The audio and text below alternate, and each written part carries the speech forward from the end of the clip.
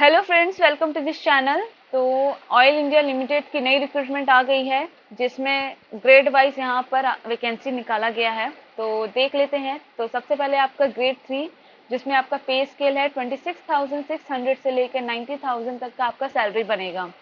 ठीक है। तो इसमें आपका पोस्ट कोड वाइज देखिए, यहाँ पे नंबर ऑफ वैकेंसी बताया गया है और साथ में ये भी बता दिया है कि आपका एसेंशियल क्वालिफिकेशन कितना रहेगा। ठीक।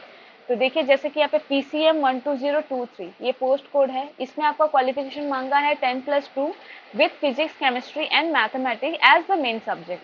ठीक है, मतलब आप अगर आप 12 पास है और आपका physics chemistry math as as a main subject है, तब आप इस पोस्ट के लिए अप्लाई कर सकते हैं। ठीक है। इसमें नंबर ऑफ वैकेंसी है टोटल 15। फिर वैसे ही आपका MDL 12023, इसमें आपका ट्रेड सर्टिफिकेट मांगा है मैकेनिक डीजल ट्रेड में। ठीक है। वो भी आपका गवर्नमेंट रिकॉग्नाइज इंस्टीट्यूट से ऑथराइज होना चाहिए। ठीक है। तो एक तरह से देख लीजिए, अगर जिन लोगों ने ITI किया है ना इस मैकेनिक डीजल ट्रेड में, तो वो लोग भी इसमें अप्लाई कर सकते हैं। ठीक है। इसमें नंबर ऑफ वैकेंसी है 54। वैसे ही FTR 12023, इसमें आपका फीटर ट्रेड मांगा है। ठीक है। इसमें आपका टोटल नंबर ऑफ वैकेंसी है 28। सेम आपका BLR 12023, इसमें आपका ट्रेड सर्टिफिकेट होना चाहिए विथ आपका 2 इयर्स ड्यूरेशन का आपका होना चाहिए, और वो भी आपका गवर्नमेंट रिकॉग्नाइज इंस्टीट्यूट से। ठीक है। और इसमें आपका मांग रहा है कि must possess valid and current second class boiler attendant certificate. ठीक है। इसमें आपका टोटल नंबर ऑफ वैकेंसी बोला गया है 25। फिर आपका WLD 12023, या इसमें आपका वेल्डर का ट्रेड सर्टिफिकेट मांग रहा है। ठीक है। इसमें आपका नंबर ऑफ वैकेंसी दिया गया है 3। फिर IMC 12023, इसमें आपका इंस्ट्रूमेंट मैकेनिक ट्रेड में आपका ट्रेड सर्टिफिकेट बोला गया है। ठीक है। इसमें आपका नंबर ऑफ वैकेंसी दिया है 9। तो ये है आपका ग्रेड 3। वैसे ही आपका ग्रेड 5 पोस्ट में आपका पे स्केल है 32,000 से लेकर 1,27,000 तक का सैलरी रहेगा, जिसमें आपका पोस्ट कोड दिया है TCL 12023। इसमें आपका एसेंशियल क्वालिफिकेशन बोला गया है passed BSc with physics chemistry and mathematics. ठीक है, from a recognised board university. ठीक। आपका BSc होना चाहिए, फिजिक्स केमिस्ट्री और मैथ्स आपका सब्जेक्ट रहना चाहिए इसमें। ठीक है। फिर उसके बाद आपका यहाँ पे बोला गया है must have minimum 3 years post qualification work experience. आपका यहाँ पे एक्सपीरियंस मांग रहा है इन chemical activities field, lab in oil and gas और आपका पेट्रोकेमिकल इंडस्ट्री। ठीक है। तो आप देख लीजिएगा, आप लोग का आप मतलब इसमें आपका एक्सपीरियंस है तो आप इसमें अप्लाई कर सकते हैं। इसमें आपका टोटल नंबर ऑफ वैकेंसी बोला गया है, मतलब दिया गया है 20। ठीक। उसके बाद आपका TBR 12023, इसमें आपका क्वालिफिकेशन मांग रहा है, ट्रेड सर्टिफिकेट मांगा जा रहा है। ठीक है। और क्या है इसे, हाँ, इसे must possess valid and current first class boiler attendance certificate होना चाहिए। ठीक है। इसमें नंबर ऑफ वैकेंसी टोटल है 15, तो ये भी आप देख सकते हैं। फिर आपका है NTR 12023, इस पोस्ट के लिए आपका यहाँ पे क्वालिफिकेशन मांग रहा है BSc नर्सिंग या फिर आपका पोस्ट बेसिक BSc नर्सिंग। ठीक है, फ्रॉम अ रिकॉग्नाइज यूनिवर्सिटी से होना चाहिए। फिर उसमें साथ में ही आपका वो मांग रहा है must have professional experience of 2 years.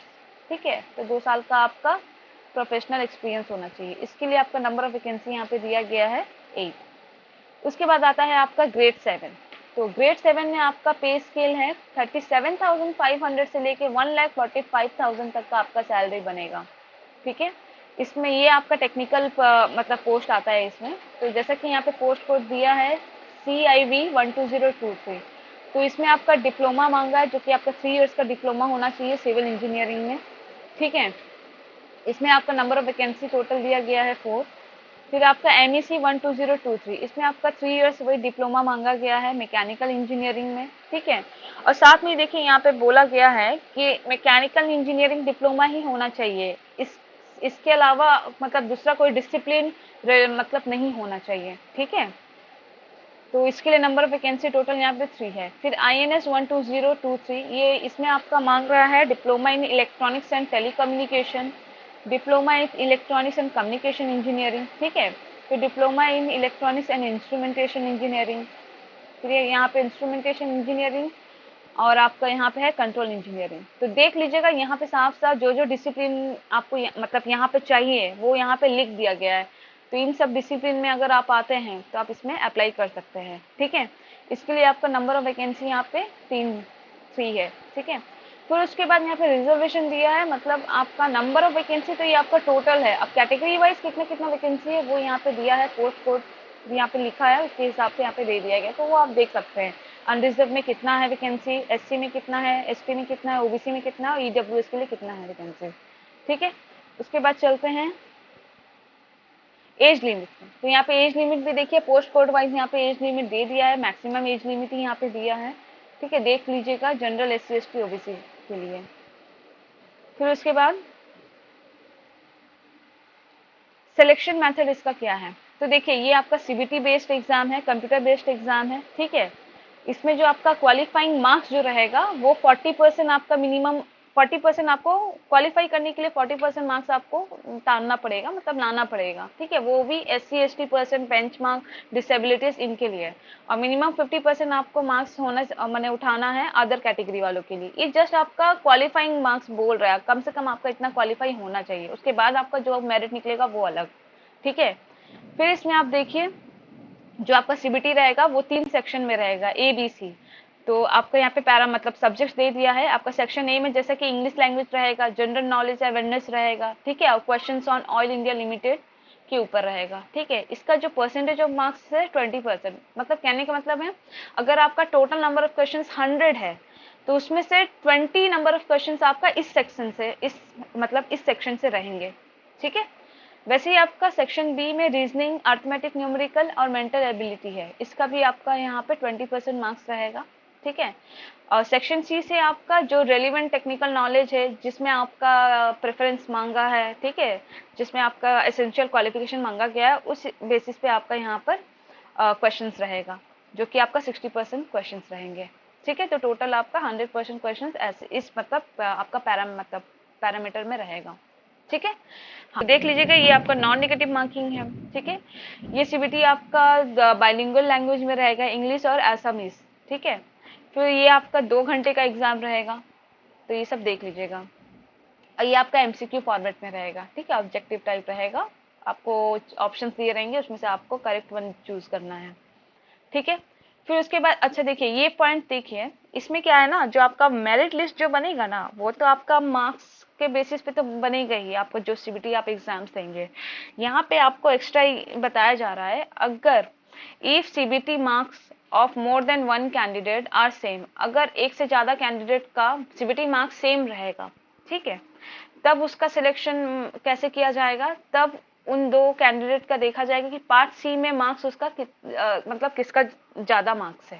जैसे कि यहाँ पे पार्ट सी मतलब जो आपका रेलिवेंट जो टेक्निकल नॉलेज पे बोला जा रहा है, मतलब इस पे आपका देखा जाएगा कि कितना मार्क्स किसका ज्यादा है, तो उस बेसिस पे यहाँ पे मेरिट निकाला जाएगा, ठीक है।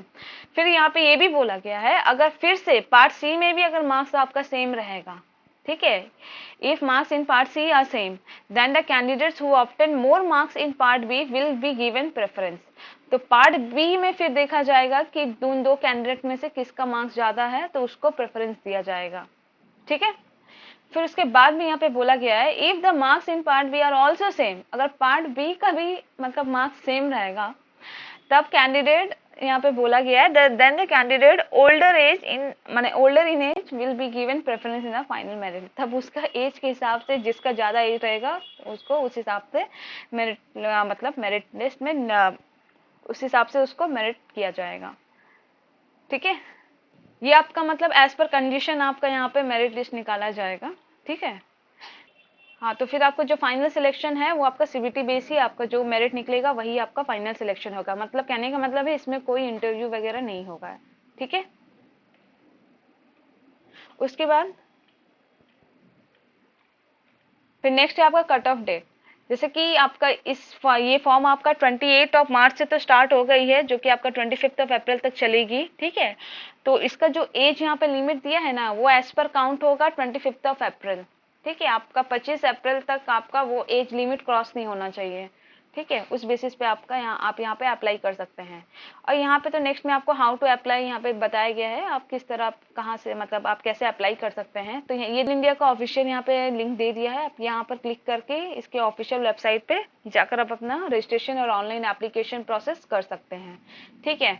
और जैसे कि मैंने बता ही दिया है, 28 मार्च से ये फॉर्म स्टार्ट हो गई है और ये 25 अप्रैल तक चलेगी, ठीक।